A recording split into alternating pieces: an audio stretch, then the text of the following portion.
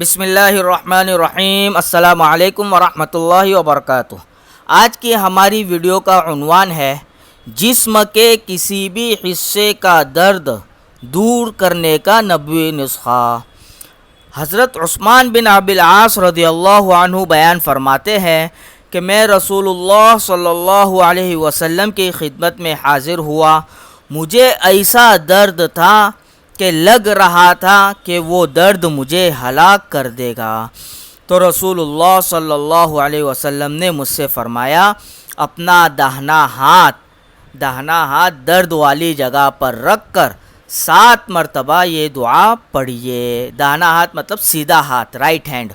اپنا داہنا ہاتھ درد والی جگہ پر رکھ کر 7 مرتبہ یہ دعا پڑھیے۔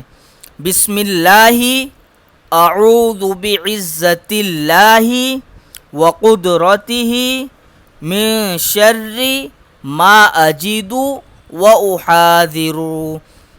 پھر سے سنو، بسم اللہ اعوذ بعزت اللہ وقدرتہ من شر ما اجد واحاذر۔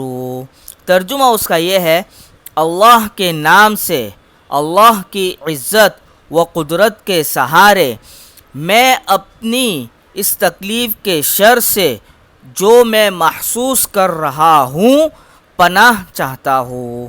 اس کی فضیلت یہ ہے کہ وہ صحابی فرماتے ہیں، میں نے یہ دعا 7 مرتبہ اسی طرح پڑھی، اللہ نے مجھے شفا دے دی۔ اللہ تعالی ہم سب کو عمل کی توفیق نصیب فرمائے، آمین۔